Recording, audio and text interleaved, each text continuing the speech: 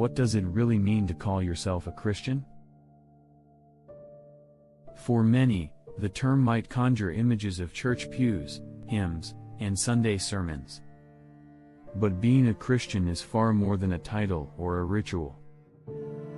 It's a calling, a way of life that demands sacrifice, courage, and unwavering faith.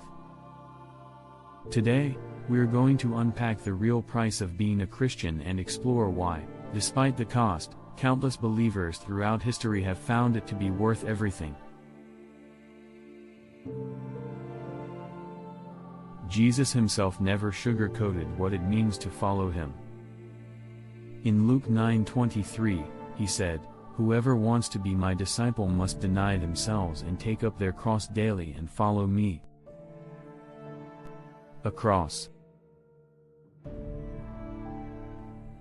Not a crown, not comfort, but a cross, a symbol of suffering, shame, and death. This is where the journey begins, self-denial. The first price of being a Christian is letting go of our own desires. In a world that glorifies self-gratification, the call to deny ourselves feels countercultural. It's not just about avoiding sin, but surrendering every part of our lives, our ambitions, our relationships, our time, to the will of God. It's waking up each day and saying, "Not my will, Lord, but yours be done." But self-denial is just the beginning. Being a Christian often means facing persecution. Jesus warned his followers in John 15:18, "If the world hates you, keep in mind that it hated me first."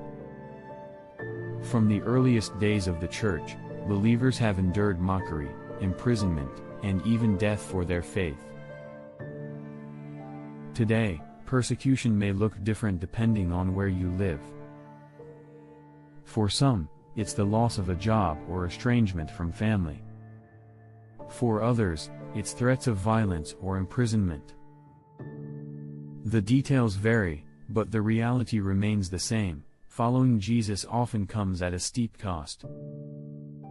And yet, persecution is not the end of the story.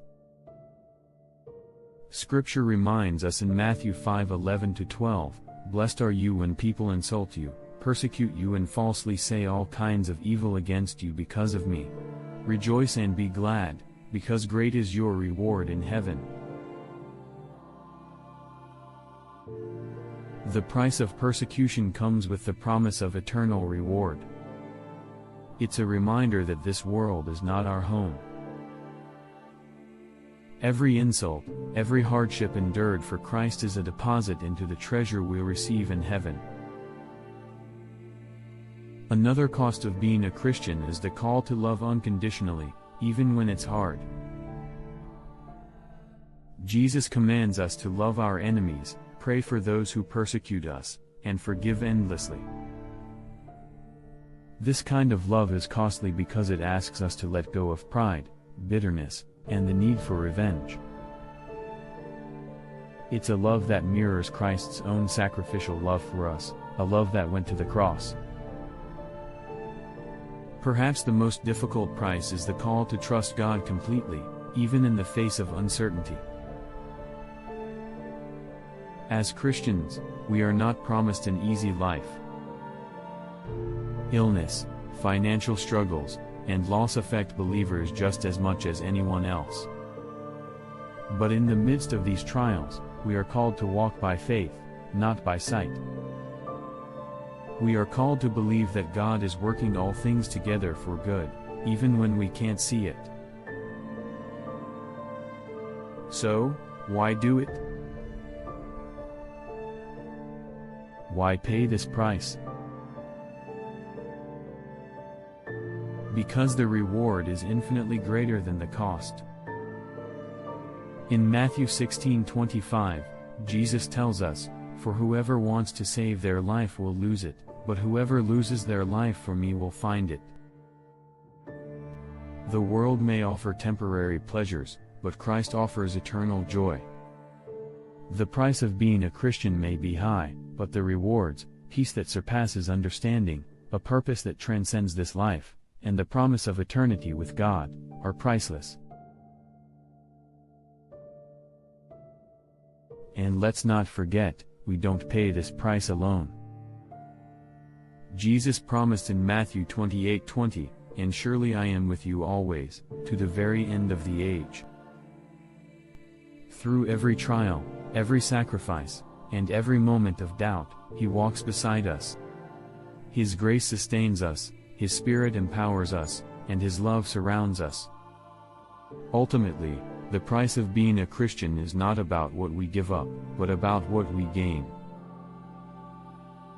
We gain freedom from sin, a relationship with the Creator, and the hope of everlasting life. Yes, the road is narrow, and yes, it is hard.